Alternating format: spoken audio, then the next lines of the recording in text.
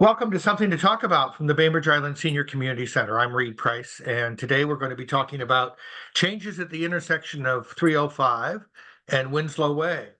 As more and more people are depending on the Bainbridge Island Seattle ferry route, it seems to be the only one with two ferries reliably. We've been suffering the challenges of traffic control, and we've got some folks from the Washington Department of Transportation to talk to us about what their plans are to try to improve the situation there. I want to start by acknowledging that we are meeting on the ancestral homeland of the Puget Sound Coast Salish people, specifically the Suquamish people who have lived on the waters of the Salish Sea since time immemorial. We honor them and we are learning from their stewardship. Also, this program from the Senior Community Center is sponsored by Fieldstone Communities of Bainbridge Island, which offers assisted independent living and memory care up on Rolling Bay. To get a tour or to learn more, call 206-594-1010 or look at their website, fieldstonecommunities.com. Let's see, to start us off, I guess maybe Justin Belk from the Washington State Department of Transportation is here. And can you tell us a little bit about what is in store or why we're doing it or however you want to get started? Yeah, I think a round of introductions as far as WSDOT staff goes would be helpful. Okay. So I'll go first, and I'm Justin Belk, the region traffic operations engineer, and we deal primarily with everything. I tell people from the main gate of Mount Rainier to out to Forks, and from Kitsap to Aberdeen, basically. And so you all are a part of that, and we're happy here to discuss what we have planned for your neck of the woods. And we'll go around and I'll let Keith introduce himself and Don and Faith as well. Keith Kirkendall with Olympic Region Traffic Operations. I'm the lead engineer on this little project we're doing for you guys. I'll pass it on to you, Faith. Okay, I'm Faith Schuler. I work in the signal operations section. I'm part of the traffic office along with Justin and Keith and Don. And I specifically work with the operations of the traffic signals. And so you guys are coming together to help us with this intersection, which can be challenging. So maybe you can start by telling us sort of what you're trying to solve and how you're hoping to solve it. Yeah, and if you don't mind, if you're able to allow screen sharing, I can provide kind of the overview, and then of course we have the project engineer and experts here that can answer questions as deep as we want to get into. So yeah, I'm just going to share. I'll start off with what we provided as far as the community notice. Our communication staff tries in a lot of ways to get the word out, and I get, it's the fact that you all got the message is good, and so we're always happy to follow up and share more information as we can.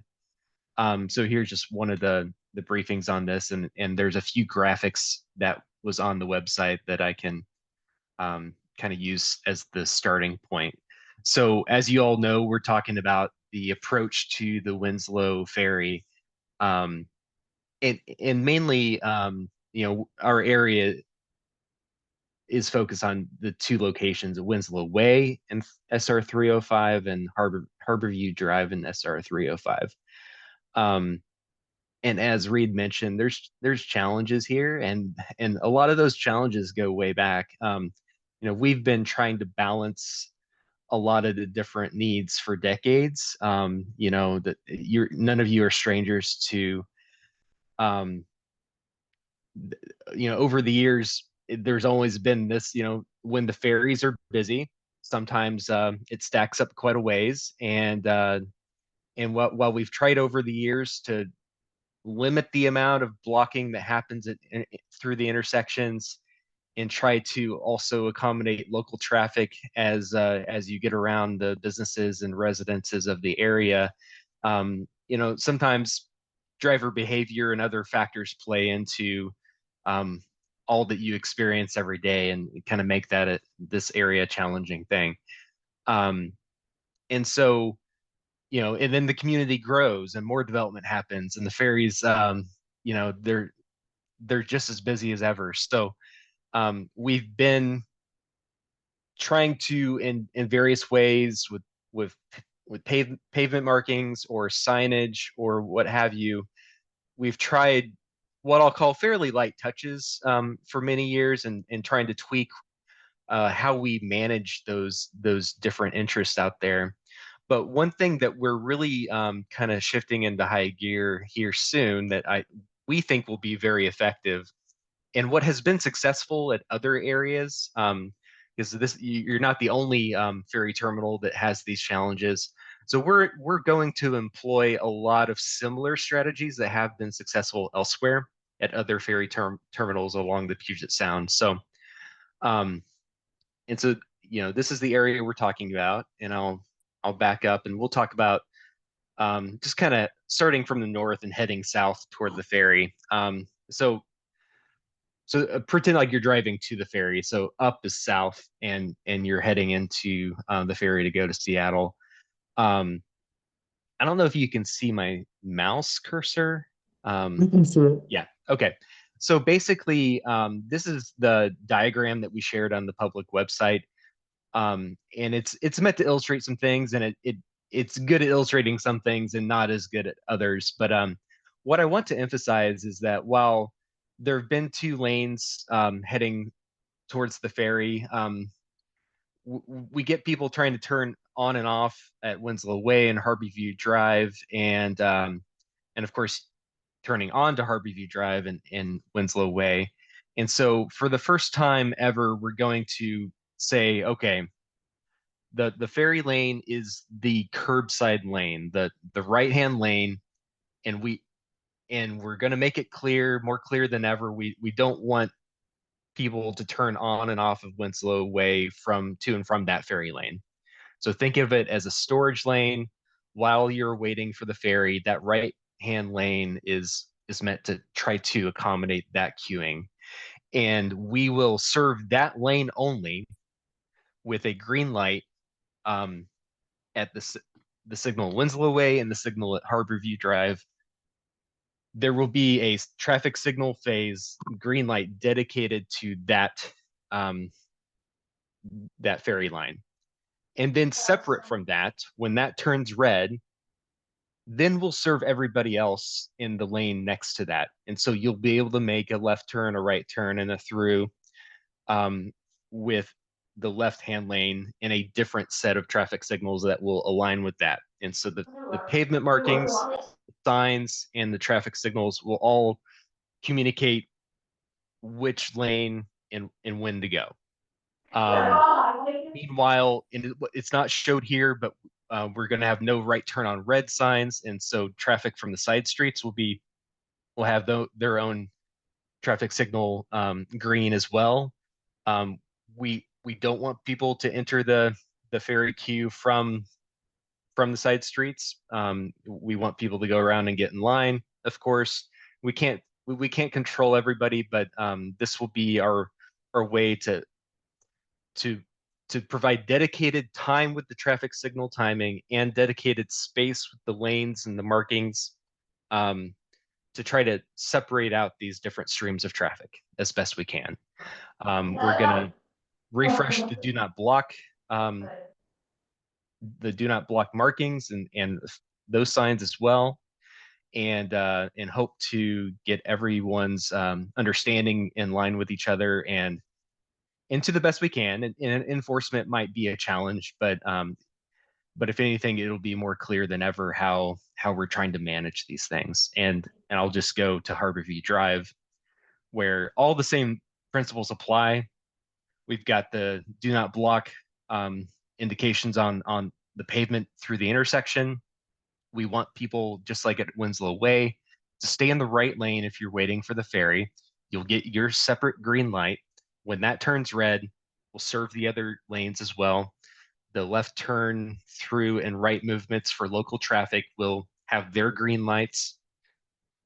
and then also, you know, as it already is, there's time for the bikes to go through and people to walk through as well. So that's it on a high level. But as I said, we've got all of the experts here to answer and field any questions you may have. And depending on what you ask, we may show you some other examples or visuals. But this is the overview for now. I can see right away that one of the challenges that we have right now that you're trying to solve is that everybody's in a given direction getting green lights at the same time, and so they're all fighting to either make a right turn onto Winslow Way or go straight or go left. And so at this point, you're trying to make it so at least there are less there's less activity in each part of the cycle. Finn has a question. Will there be a way to physically stop people from using the left lane to bypass the ferry line and merge at the last minute, which is one of the two things that happens. One of the things that happens a lot, obviously, are right turns off of Winslow Way, which I see this happening at a lot of ferry terminals.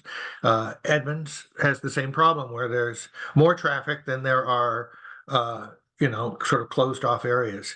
So you mentioned that traffic enforcement is still going to be a problem or a challenge. But do you think that there'll be a way to stop people, or will it be, Scout's honor? Do you want me to speak to that, Justin? Go ahead, Faith, and I have some thoughts, but you go first.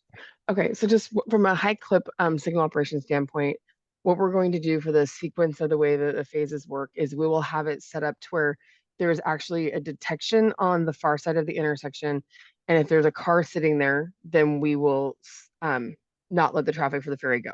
But we will have it sequenced such that if there is somewhere for the ferry lane to go, they will get their green first. And then next, once that lane gets a red light, then the vehicle downhill will go, and that regular left lane. And so the theory behind that is that if there's nowhere for the ferry lane to go, then there should be nowhere for the person in the left lane, the through left right local traffic, to pull into that lane.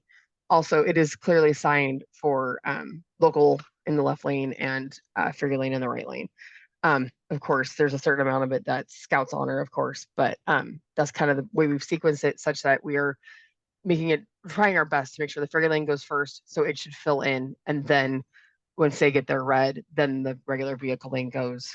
And if there is no space, it sounds like you're not going to turn on that green light for the ferry, which Correct. should keep it full. Correct.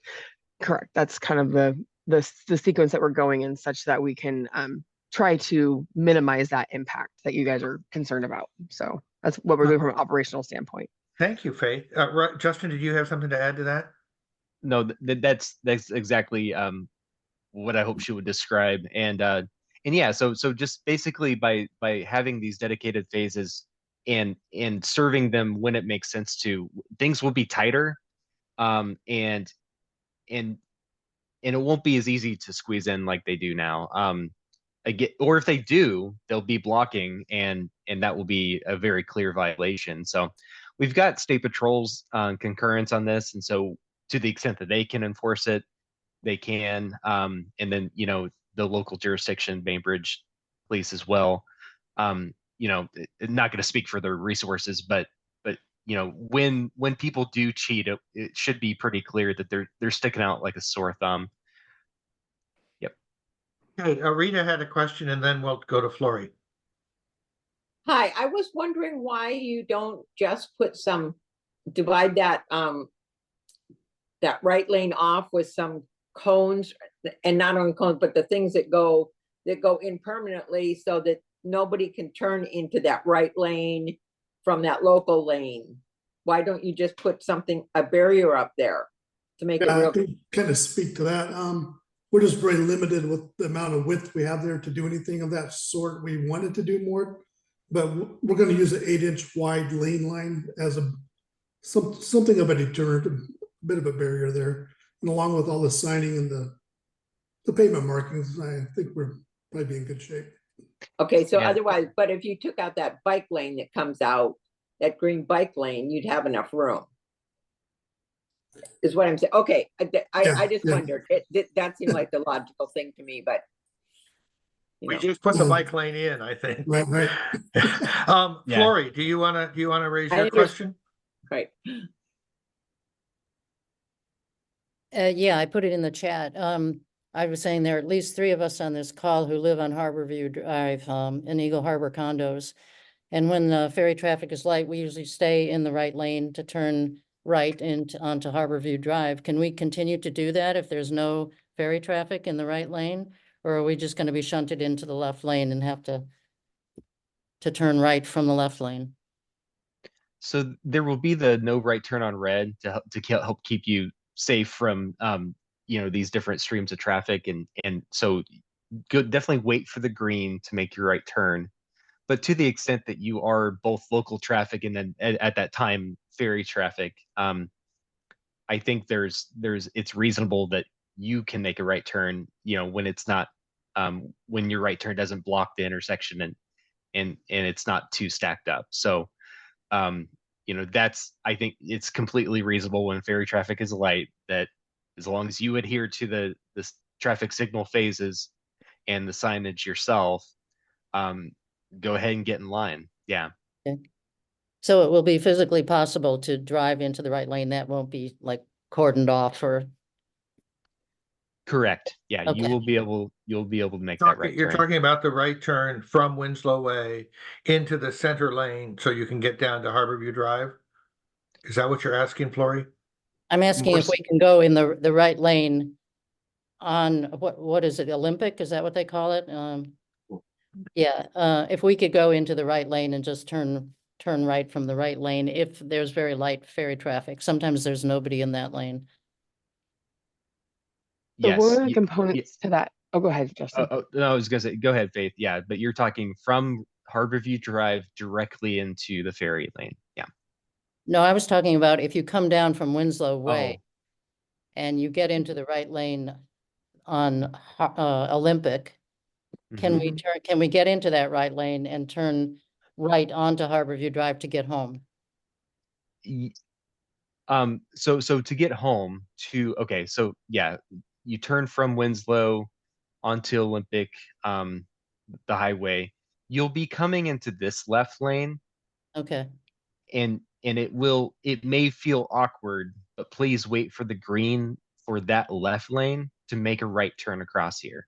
So that's one strategy that we're trying is, and I think we put the stop bar out last season, but the further we set back the stop line for the ferry traffic, and we have that additional space, do not block, and no right turns from the ferry line, and they'll have their own red light. You need to make your right turn from the local traffic lane, which will be the left lane, when Okay. you get the dedicated green light that we'll have for you. okay, okay, got The it. light will work the same as it does today, where you'll have a green ball with a flashing yellow below it, because there is a PED movement that goes concurrently with it that you'll need to watch for. The one thing I was going to say was, because those stop bars are offset, like you see there, if you were to be in that right lane where it says do not block, we won't actually have detection to know your car is there. So you won't get a green light. So you need to stop at the stop bar. So that's just also a big component of it. We'll have we always go a few feet in front of the stop bar and the 30 feet back, or so many feet back. I can't remember exactly what it is off the top of my head. Anyhow, but you'll need to stop at that stop bar. And during like a regular operation, when the traffic is light, you'd be better off being in that left lane, because you're more likely to get your green and get your turn. Whereas the ferry lane, if it'll just be bouncing around, but we give predominant movement or preferential treatment to the main lane. And then we serve the ferry when the ferry has demand. So we're based on where the demand is at, is where we'll be serving that green light. So we would prefer you to turn left from that, or turn right from the left lane, which we understand feels very not natural or normal, but that right lane will have a red light when you have your green light. Okay, thank you. So to clarify about taking a right turn off of Winslow Way as a Harborview Drive condo owner. Is that possible?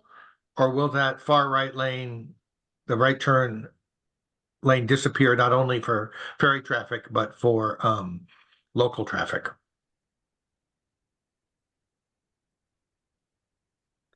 So all the entire right lane will be repurposed for ferry only. And Talking about on Winslow Way. okay, let me go back to Winslow then. Yeah.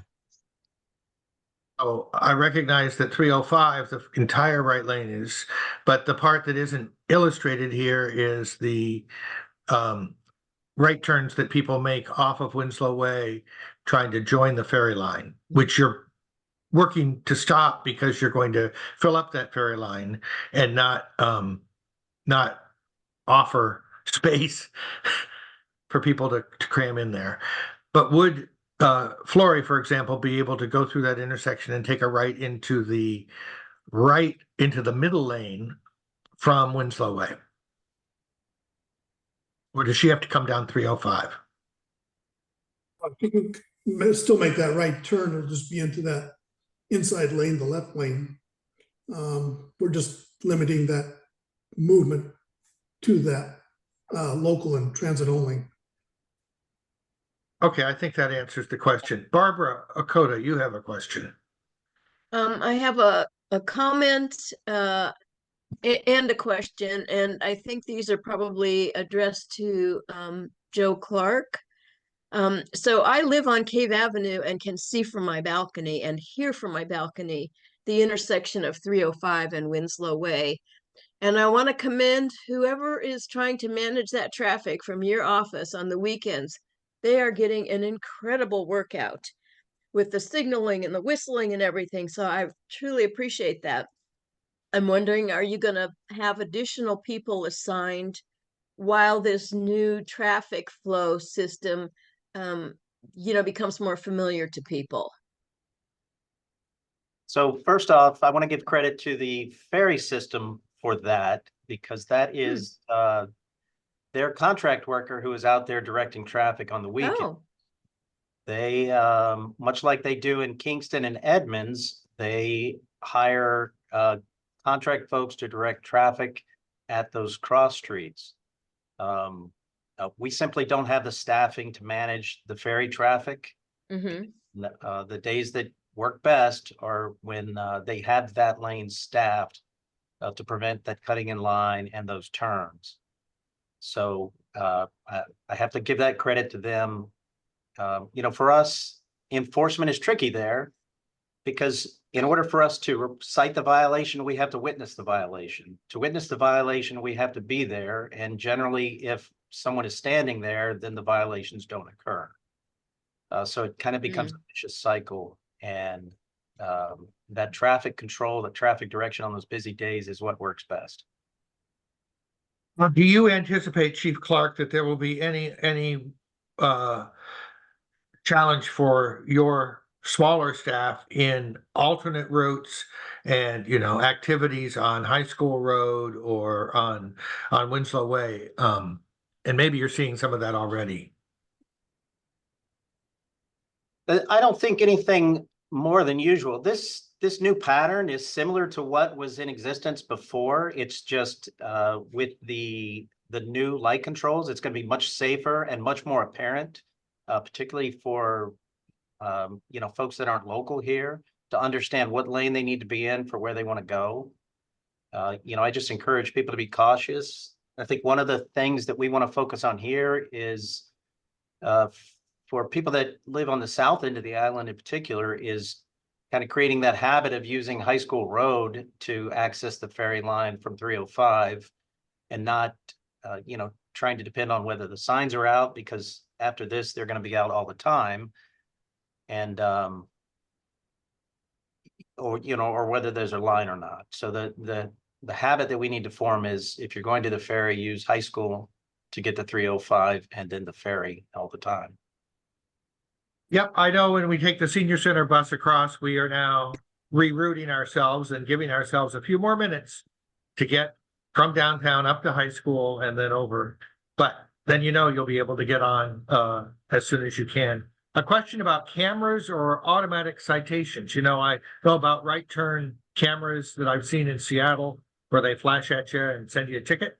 Is there any possibility that something like that would work in this situation? Yeah, so automated enforcement is something that is enabled, in Washington state law for the most part local jurisdictions to administer. And so sometimes local jurisdictions do put those on state highways. And I don't recall if City of Bainbridge Island has an automated enforcement program like the more traditional ones like red light running or school speed zones. But so right now, the state is limited in how we can even do automated enforcement, and there are some pilots in progress to. We've got some things that we're trying out for work zone speed management, and then to some extent like HOV, a high occupancy vehicle, which this would be kind of hard to fit into that box. So, and then what you've seen in Seattle, like don't block the box and those kind of, I think those pilots have been mostly limited to City of Seattle areas. Now, if they're successful and they can demonstrate the effectiveness of those programs, it could be expanded to locations like this. But again, it would likely be administered by the local agency. So, so we're not, generally speaking, with the exception of the work zone speeds, the state's not in the business or not even allowed to do the automated enforcement cameras. And that would fall on City of Bainbridge Island in most cases. Okay, in Kingston, I know that the Washington Department of Transportation, I think, helps administer tickets or tags that people get when there's a long backup to try to encourage, well, to ensure that people who are waiting in line are the ones who are getting loaded on the ferry. I don't know how expensive or time consuming that is, but has that been considered here during high volume times? Yeah, so we're trying different ticketing systems at other ferry terminals, and to my knowledge, we're not. To the extent it's been considered, I don't think we're pursuing it right now at this one. But we are making changes to how it's done up in Kingston and elsewhere. So again, kind of like what we're doing with the lane assignments and the separating out of different streams of traffic, we're as things work elsewhere, we're trying to put them into place here and there.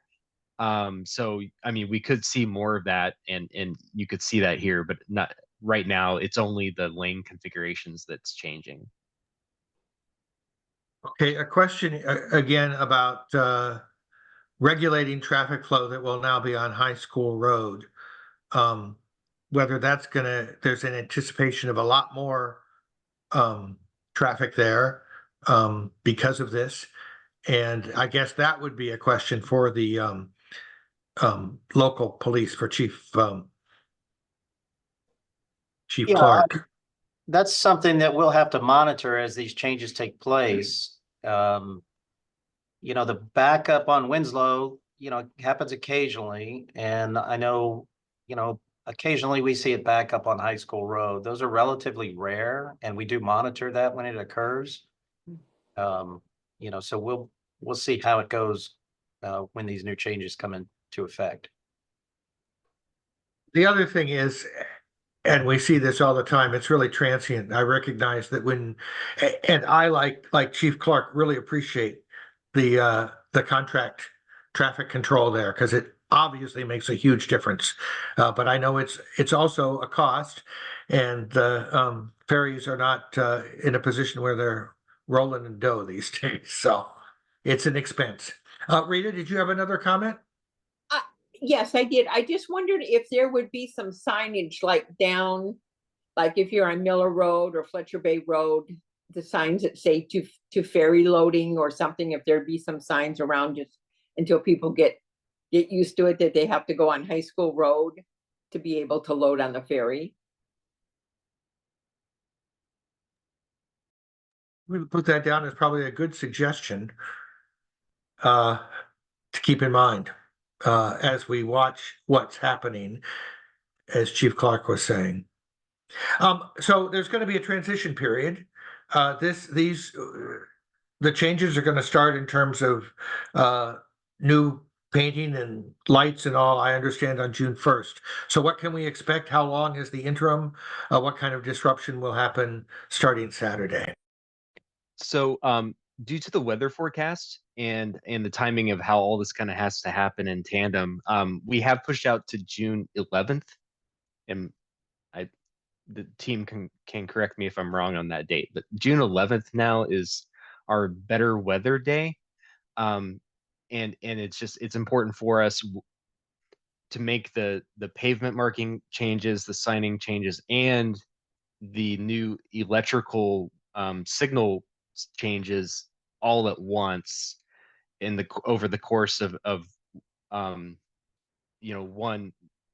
construction window. So and the limiting factors, the pavement markings, the more durable kind, the thermoplastic type lines that are not paint, they can't go down in wet weather with wet pavement. So there's just enough chance for a few showers that our initial day that we're pushing it back about a week. So so when that does come, June 11th, if I remember from our coordination meeting earlier today, we're looking at kind of hitting it hard after the initial morning commute. And so sometime after 9 a.m., the work zone crews will move in, set up the take the lanes necessary to accomplish one piece of the work, and begin working. And they were going to be wrapped up